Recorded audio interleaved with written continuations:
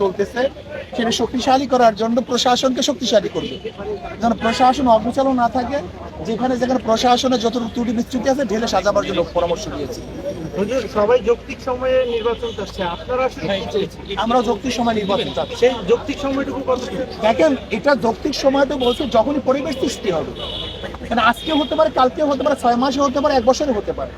আমরা বলছি যেন জনগণ অস্থির না হয়ে যায়, জনগণ অস্থির হওয়ার আগে যেন নির্বাচন প্লেস করা হয়, এটা আমাদেরকে বলছি। কি ধরনের সংস্কার চেয়েছে?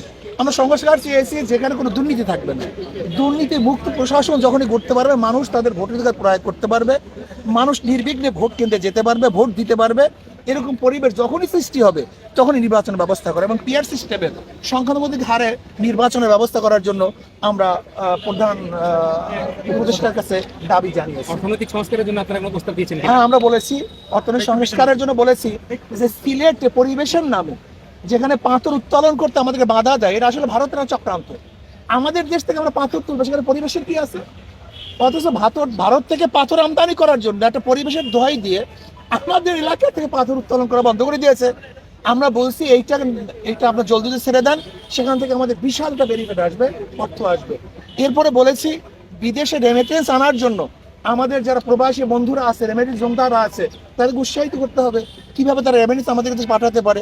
অপচয় বন্ধ করতে হবে। আমাদের দেশে সব জায়গায় অপচয় দেখা যায়। সরকারি এক মেহমানখানায়, এক বাংলুরে হাজার হাজার কোটি কোটি টাকা বরাদ্দ, অপচয় কমাতে হবে।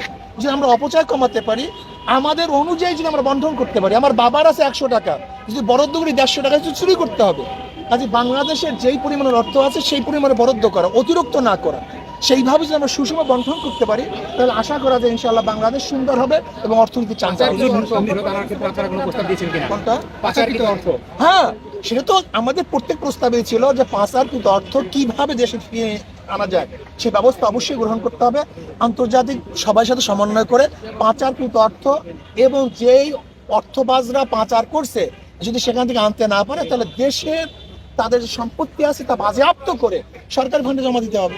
দুইটা বিষয়, একটা বিষয় হচ্ছে নির্বাচন কমিশনের বর্তমানে হাবু আউয়ালকে অবশ্যই পদত্যাগ করতে হবে এবং যারা 14, 18 এবং 24-এর নির্বাচন উপহার দিয়েছে, রাত্রের ভোট দিয়েছে এবং যারা প্রশাসনের নির্বাচন উপহার দিয়েছে তাদেরকে অবশ্যই বিচারের আওতায় আনতে হবে। হুজুর, দুইটা বিষয়, একটা হচ্ছে নির্বাচন নিয়ে কি আলোচনা হয়েছে, আর দ্বিতীয় বিষয় গতকালকে আপনাদের যে সম্মেলন হয়েছে সেখানে আপনারা জামাত ঐক্যের আহ্বান করেছেন, এই বিষয়টা কি জামাতকে আসলে কোনো সাড়া দিয়েছে কিনা? না, আমরা বলেছি জামাতের সাথে হক্কানি উলামায়ে কেরামের যে বিরোধ আছে, যে ইখতিলাফ আছে, মতানৈক্য আছে, জামাতের এখন সুবর্ণ সুযোগ।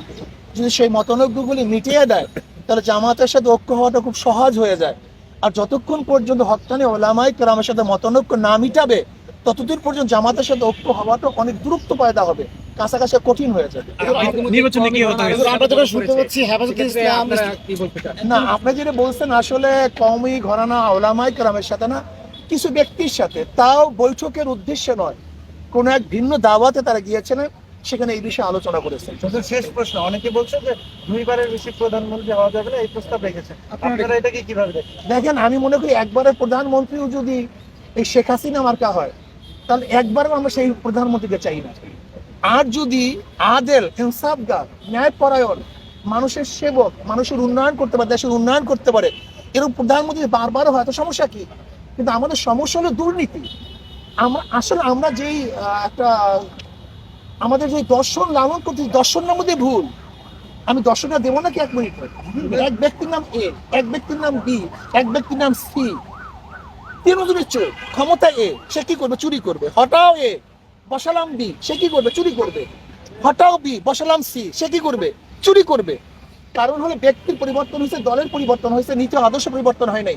ওসি পরিবর্তন হয়, ঘুষের পরিবর্তন হয়েছে। আপনার এসপি পরিবর্তন হয়, ঘুষের কি পরিবর্তন হয়েছে? কারণটা কি? চেয়ারের পরিবর্তন হয়, লেকিন আদর্শ পরিবর্তন হয় না। আজকে দেখেন 5ই আগস্টের পরে 2-3 দিনে যারা লুট করছে, তরাস করছে, দখল করছে, চাঁদাবাজি শুরু করছে, এরা যদি দ্বিতীয়বার ক্ষমতায় আসে তাহলে কিভাবে বুঝতে পারেন যে দেশ চাঁদামুক্ত হবে, দুর্নীতিমুক্ত হবে? হুজুর, একটা জিনিস শুনতে পাচ্ছি যে ইসলামী আন্দোলন বাংলাদেশ, হেফাজতে ইসলাম এবং জামায়াত ইসলামী মিলে একটা ইসলামিক জোট হতে যাচ্ছে। এখন আসলে আপনারা কি এই প্রশ্নের জবাব আমি দিয়েছি। একটু যদি ডিটেইলস বলতেন, এটা কি আসলে জোট হতে যাচ্ছে কিনা?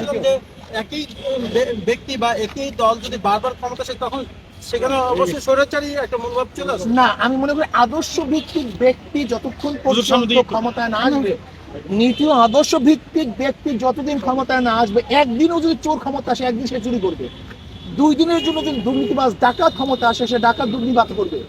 আমি মনে করি আদর্শ এবং নীতিবান ব্যক্তি যতক্ষণ পর্যন্ত ক্ষমতায় না আসবে ততক্ষণ পর্যন্ত যত চেষ্টা করেন না কেন মাদার গাছ লাগিয়ে আমের আশা করা যায় না। এটাই বাস্তবতা।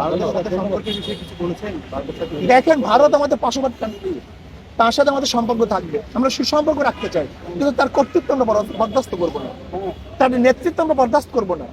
আমাদের অভ্যন্তরীণ কোনো বিষয়ে হস্তক্ষেপ করবে এইটা আমরা বরদাস্ত করবো না। ভারতের পররাষ্ট্রমন্ত্রী বলেছে, জয়শঙ্কর বলেছে যে আমরা বাংলাদেশের সাথে সুসম্পর্ক করতে চাই। এটা তো বলবি, এটা তো তার দায়িত্ব, আমরা তো সুসম্পর্ক করতে চাই, কিন্তু তার কর্তৃত্ব নেতৃত্ব চাই না, তার দাসত্ব আমরা চাই। আমরা স্বাধীন দেশ, স্বাধীন হিসেবে বসবাস করতে চাই। কেন আমি পার্শ্ববর্তী কান্ট্রির সাথে খারাপ ব্যবহার করবো কেন? এটা তার সাথে সুসম্পর্ক রাখাই তো ভালো, কিন্তু আমাদের পানি বন্ধ করে দিবে, আমাদের ফ্রি রোড নিবে, আমাদের টার্মিনালগুলি ব্যবহার করবে, এটা আমরা চাই। এখানে 10 লক্ষ লোক কাজ করবে আর আমাদের লোক বেকার থাকবে, এখান থেকে রেমিডিস ভারতে পাঠাবে। দেখেন 90%, আজকে দেখেন তাদের জিডিপি সবচেয়ে কম, এই 30 বছরের মধ্যে জিডিপি তাদের সবচেয়ে কম। এর কারণটা কি? 90% আমাদের বাংলাদেশি লোক সেখানে পর্যটক কমে যাওয়ার কারণে তাদের অর্থনীতিকে ধস নামছে। এটাই বাস্তবতা। সবাইকে ধন্যবাদ। জয়সিমন